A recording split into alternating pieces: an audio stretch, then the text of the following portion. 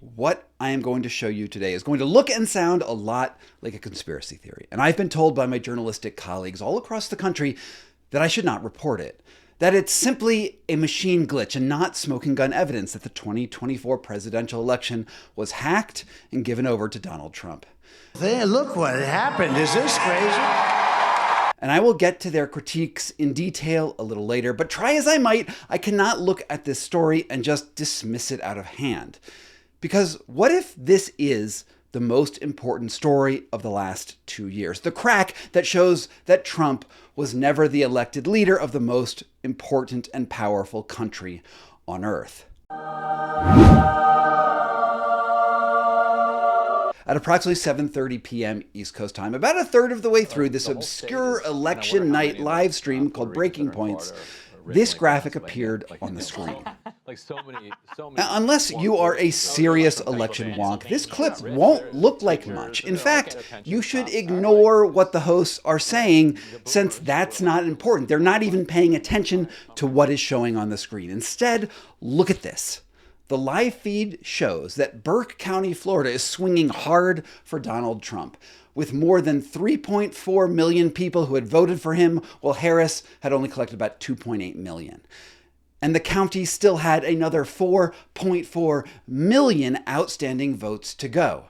But there are at least two problems with this graphic. The first is that the total number of votes in Burke County exceeds the total number of votes that Florida received in the entire 2024 election, which you could say is a pretty big error. But that's not even the worst part, because there is no Burke County in Florida. Over the course of its 6 hours of broadcasting, the news team at Breaking Points missed what could have been the most important news story in election history.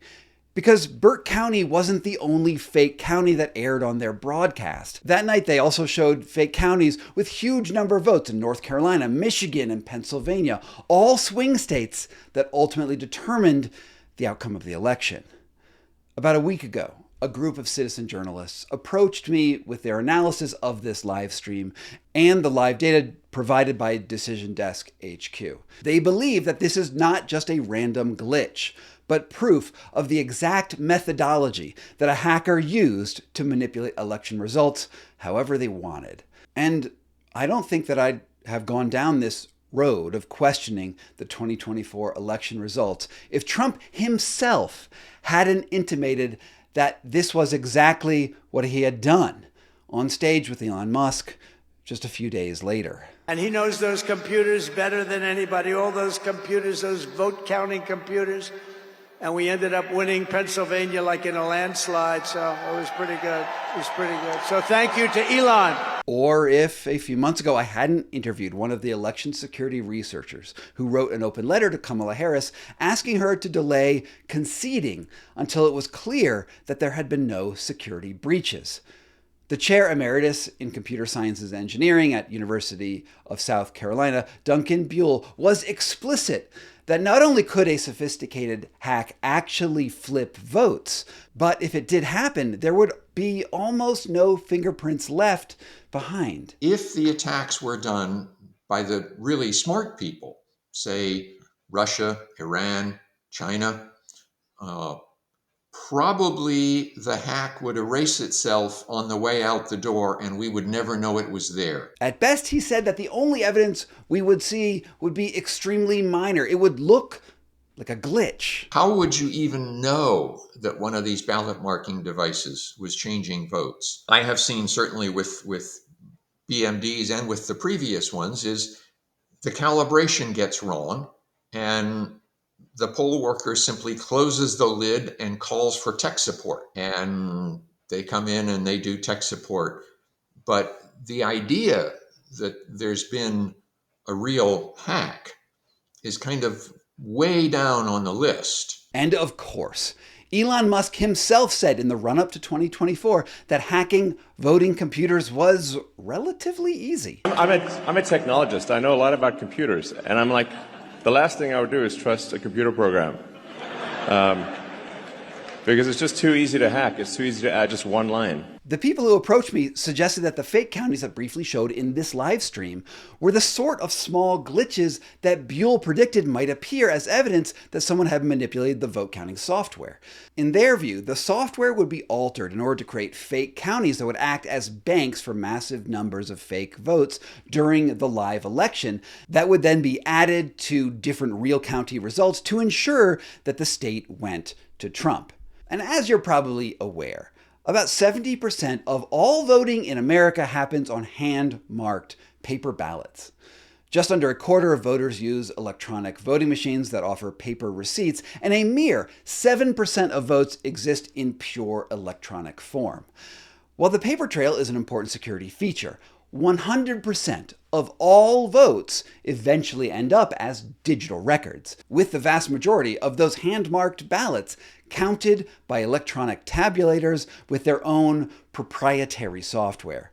And in this obvious era of political corruption, is it any surprise to you that those companies that make the vote tabulators and create the software are owned by a private equity group called the McCarthy Partners, and you can't make this up, whose corporate address is on John Galt Boulevard in Omaha, Nebraska. And for those of you who are not aware, John Galt is a reference to the main character in Ayn Rand's Atlas Shrugged. Meanwhile, Dominion Voting, the only other voting machine competitor of note, has been rebranded as Liberty Vote and is owned by a former Republican election official. These companies effectively control the software that determines how your votes are counted. Now, I'm not saying that those companies were directly involved in hacking the vote. Frankly, I don't know. And not to dumb it down too much, but this election radically altered the very fabric of American society, altered our international alliances, and reformed the global economy. There is a lot of motive to alter the American election results. So let's go back to the live stream and talk about exactly why these short clips are so important. Breaking Points is one of a few different live streamers who supplement their commentary with live election results from a company called Decision Desk HQ, which is a data analytics company that reports live election results to news organizations in real time. And you can see the logo for DDHQ in the lower right-hand corner of the election infographics. Now, it's worth noting that DDHQ is a small player in the election reporting game, and most mainstream channels, CNN, Fox News, PBS, NPR, ABC, all those other ones, mostly get their data from another source called Edison Research or their own proprietary reporting sources. DDHQ has its own unique data analytics and API interface, and I'm going to assume that it's also cheaper to access than their much bigger competitors.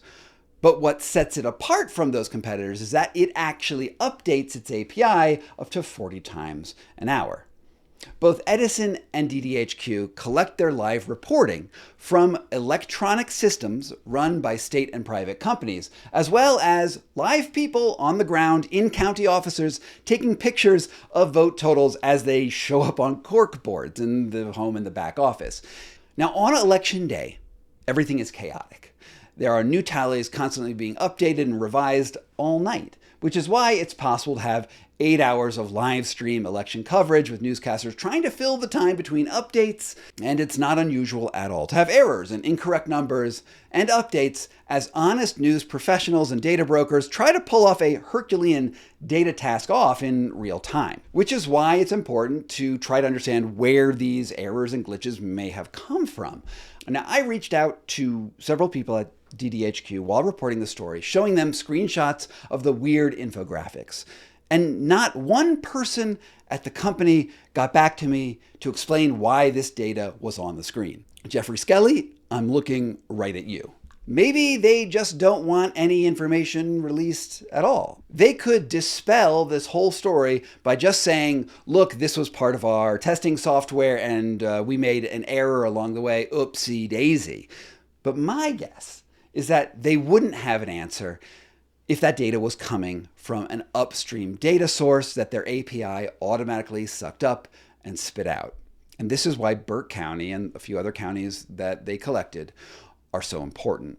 In my view, it's possible that in this one brief moment at 7:30 p.m., Eastern Standard Time, DDHQ's API read the voting tallies from an official ESNS server, which is the server on John Galt Boulevard, and displayed what I assume by accident that a phantom county in Florida had almost 5 million votes counted, a county that doesn't actually exist. Now, you will see a remarkably similar situation in the non-existent Allen County in North Carolina, also with more than 5.7 million votes, Oklahoma, Michigan with 4.4 million votes, and Stafford County, Pennsylvania with 34,000 votes. None of these counties exist.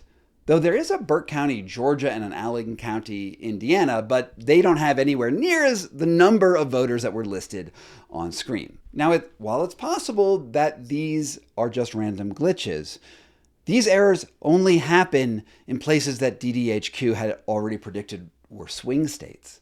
And wouldn't it be at least possible that DDHQ's API was automatically picking up evidence of vote switching in real time? If there was a hack in progress, then that hacking software would have to be running in real time during the election to compensate for actual human voting behavior. It would have to have a mechanism to adapt and tweak to reality as it unfolded. Having a cache of votes in a folder in a fake county could act as a sort of buffer. That makes some sense to me. And look, I've gone over other theories about 2024 election interference in my previous video called Yes, There's Evidence That the 2024 Election Was Hacked, which mostly relied on Trump's own statements, where he seemed to admit that he was involved in hacking, as well as statements by election researchers who told me about what methods could have been deployed. However, what I did not have, and no reporter or researcher has ever had to date, is any evidence that an attack was actually in progress.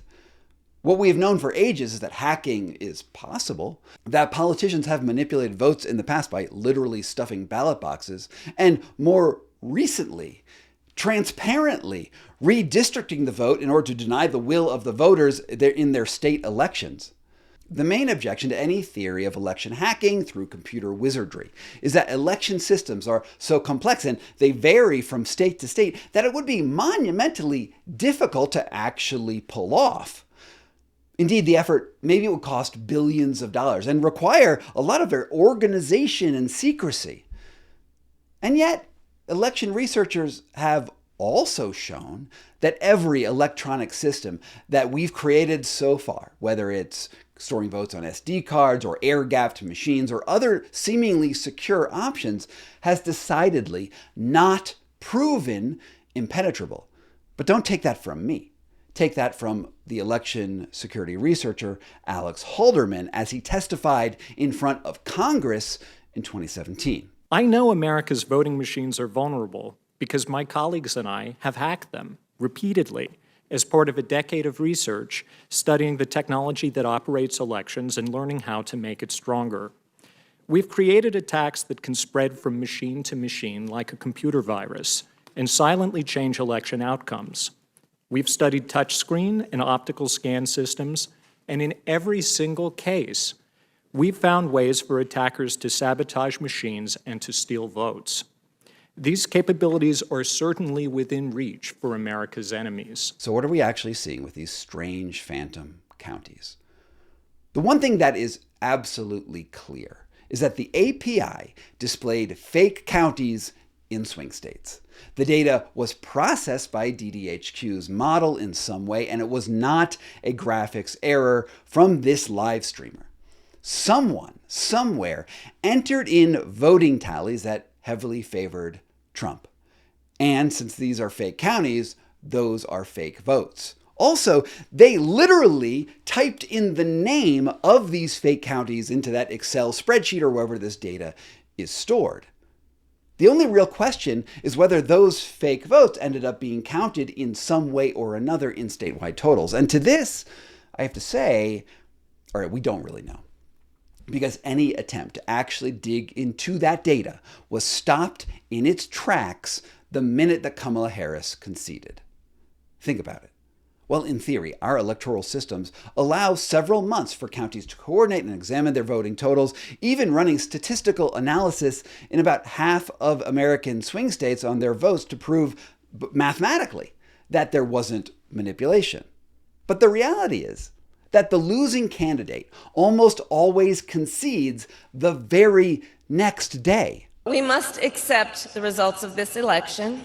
Have you ever wondered why we have to accept preliminary results, one that even skeptics agree are full of glitches and errors on face value? Even though election security researchers almost immediately fired a letter off to the Harris campaign not to concede until there were recounts and full election analysis and verification of the results, Harris didn't challenge a single race where she lost, even though Trump had been involved in several instances of seeming to do just that in the years leading up to this very election. Oh, look, all I want to do is this. I just want to find 11,780 votes, which is one more than we have, because we won the state, and flipping the state is a great testament to our country. Are we to believe that it is completely impossible to hack a vote simply on faith alone? And because Harris did not raise the potential of alarm? If there's one thing that we know about Trump's personality and character, it's that he has never played by the rules. He praises himself for getting away with paying almost no taxes. He doesn't release his tax records. He invents cryptocurrencies so that foreign governments can bribe him, and he pardons narco traffickers at the same time that he uses narco trafficking as an excuse to bomb fishing boats. Would it really be outside of Trump's character to contemplate hacking the election to his favor? Before I put out this story, I called my network of journalist friends at the New York Times, at 538, and several independent agencies to see if what they thought I was following was a crazy conspiracy theory, and if these phantom county results had other obvious explanations. And pretty much every journalist I spoke to was skeptical.